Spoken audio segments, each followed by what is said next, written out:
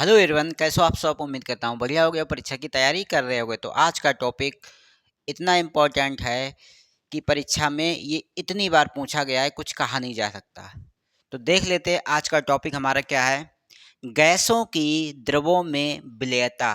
आप देख पा रहे हैं, गैसों की द्रवों में विलयता मतलब ये कहना चाह रहा है आपको। प्रश्न ये आपका ये है कि जो गैसें होती हैं, अगर आपको मतलब पानी में घोलना हो तो कैसे घोलोगे।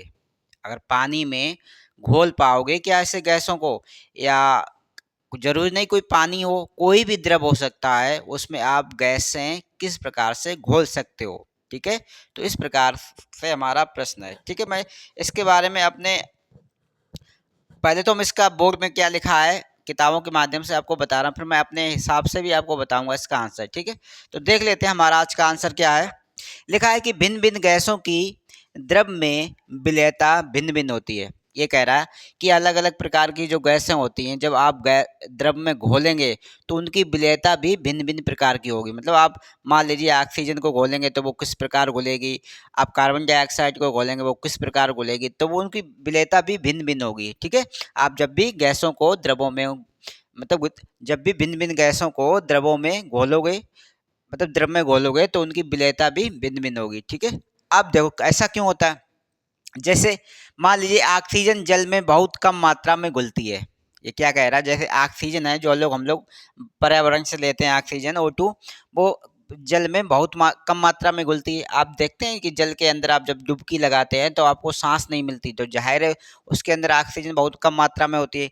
जबकि अन्य कुछ गैसें जैसे CO2, EHCl आदि जल में घुलनशील होती हैं। क्या कह रहा है कि CO2, EHCl आदि जल में गैस आदि जो गैसें होती हैं वो कैसी होती हैं, जल में घुलनशील होती हैं। गैसों की द्रव में विलयता का गैसों की द्रव में विलयता को अवशोषण गुणांक द्वारा समझा जा सकता है। वो कह रहा है अगर आपको गैसों को द्रव में घोलना है तो उसे कैसे समझेंगे, किसके माध्यम से, अवशोषण गुणांक के द्वारा समझा जा सकता। आखिरकार कैसे घुलेंगी। अवशोषण गुणांक के मान में वृद्धि होने पर, ध्यान ये पॉइंट याद रखना, यही पॉइंट जो मैंने अब जो यहाँ से पढ़ दो, यहाँ से जो हम पढ़ रहे हैं ना, वहाँ से बहुत इंपॉर्टेंट है ये। अवशोषण गुणांक के मान में वृद्धि होने पर गैसों की विलयता बढ़ती है। ये कह रहा जिसका जितना ज़्यादा अवशोषण गुणांक होगा उतना ही ज़्यादा वो पानी में या किसी अन्य द्रव में घुलेगी गैस। ठीक है, बात समझ में आ रही है। जिसका ज़्यादा अवशोषण गुणांक ज़्यादा होगा, जिस गैस का अवशोषण गुणांक ज़्यादा होगा, वो द्रव में उतनी ही ज़्यादा घुलेगी। देख लेते हैं एग्जाम्पल कैसा हमारा। ये हमारे कुछ गैसें हैं और ये अवशोषण गुणांक है। मान ली हीलियम, ये हमारा हीलियम का अवशोषण गुणांक कितना है, 0.009, तो ये बहुत कम घुल पा रही है। अब नाइट्रोजन की बात करें 0.015, फिर बात इससे तो ये बेहतर है, मतलब ये थोड़ी इससे ज़्यादा है। फिर बात करें हाइड्रोजन की 0.017, ठीक है, इससे भी ज़्यादा ये घुल रही है पानी में। अगर बात करें ऑक्सीजन की बात करें तो 0.028, इससे भी ज़्यादा ये। फिर कार्बन डाइऑक्साइड देखो ऑक्सीजन ऑक्सीजन से ज़्यादा मात्रा में घुल रही है। फिर हाइड्रोजन सल्फेट सबसे मात्रा में ज़्यादा में घुल रही है। मतलब अगर इन सब की तुलना करें तो सबसे बड़े में जा रहा है हाइड्रोजन सल्फाइड और सबसे कम जा रहा है हीलियम। अगर आपका देखो परीक्षा में आपसे क्या पूछा जा सकता है कि कुछ गैसें दे देंगे, आपके ये इनमें से कोई भी गैसें आपके सामने होंगी और पूछ देगा कि इनको अगर क्रम से हमें द्रव में घोलना हो तो उनका अवशोषण गुणांक के हिसाब से आप द्रव में घोलिए।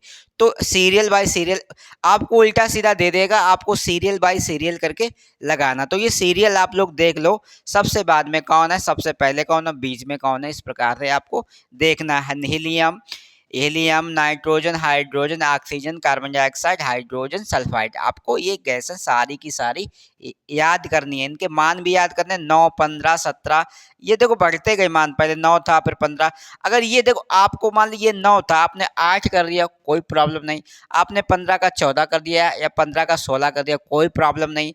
मतलब इससे ज़्यादा ये दिखाना, बस आपको ये याद कर लेना, फिर इससे ज़्यादा इसका मान करना, इससे ज़्यादा इसका, मतलब इनके मान आपको बढ़ाते हुए लिख देना है, आपका प्रश्न आसान हो जाएगा। ठीक है, अब देखो जैसे कि अगर मैं बताऊं, जैसे कि आप मान लीजिए पानी में अगर कोई गैस घोलेंगे, तो कहीं न कहीं आपको एक प्रेशर देना पड़ेगा, एक दाब बहुत। अब कभी-कभी आपने देखो पानी को गर्म करते हुए देखा होगा। पानी के ऊपर आपने जब प्लेट रखी होगी तो पानी जब गर्म होने लगता है तो प्लेट गैस की वजह से ऊपर उठने लगती है। तब आप लोग देखते हैं ये तो उठने लगी ऊपर, तो उसके ऊपर आप तो प्लेट के ऊपर या तो पत्थर रख देते जिससे कि प्लेट वहीं रखी रहे। फिर भी गैस अपना प्रेशर दिखाती है बाहर निकलने के लिए। अब उसको और हमें पानी में रखना है गैस को, तो और प्रेशर देते हैं जिससे कि गैस पानी से बाहर ना निकले। ऐसे ही होता है। इसलिए हम लोग प्लेट रखते हैं इसके ऊपर कि पानी में वो गैस बनी रहे, जिससे कि जो हमारा खाना या कुछ भी हो उसके अंदर हो वो आसानी से तैयार हो जाए।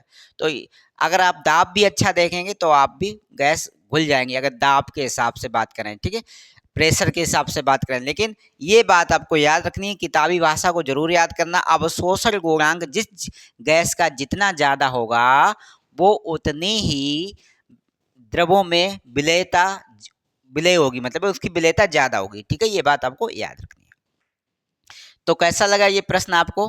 वैसे आप आज से पहले हो सकता है आपने ये इस प्रश्न के बारे में कुछ और पढ़ा रखा हो या इसके बारे में कोई दूसरी परिभाषा पढ़ रखी हो। तो मैं सिर्फ आपको इतना बता दूं कि जिस गैस का अवशोषण गुणांक जितना ज़्यादा होगा वही गैस द्रव में उतनी ज़्यादा घुल जाएगी। बस आपको पॉइंट इतना याद रखना है, बस इतने में ही आपका काम हो जाएगा। फिर आपको बढ़ा बढ़ा के ये लिख देना, ऑक्सीजन कम मात्रा में घुलती है, अन्य गैसें CO2 हो, HCl, ये अधिक मात्रा में घुलती हैं। तो इस प्रकार से आपको धीरे धीरे टिप्पणी के रूप में और स्पष्टीकरण कर देना, जिससे कि आपके जो नंबर मिल रहे हैं वो कंप्लीट तरीके से मिले, कोई कटाव ना हो। साथ साथ में जिन बच्चों को नोट चाहिए, देखो बच्चों के हर दिन बच्चों के मैसेज आ रहे हैं, मेरे पास व्हाट्सएप पे मैसेज आ रहे हैं कि सर हमें नोट चाहिए। हमने कई बच्चों को उपलब्ध करवा दिए हैं। आप लोगों को भी अगर नोट चाहिए तो संपर्क कर लें। मैंने व्हाट्सएप पे अपने DP जो हमने टाइटल लगा रखा है उसमें अपना नंबर छोड़ रखा है, वहाँ से मेरा नंबर लगकर मेरे को व्हाट्सएप करें और एक अच्छे नोट की प्राप्त करें। आज के लिए इतना ही। जय हिंद, जय भारत, नमस्कार।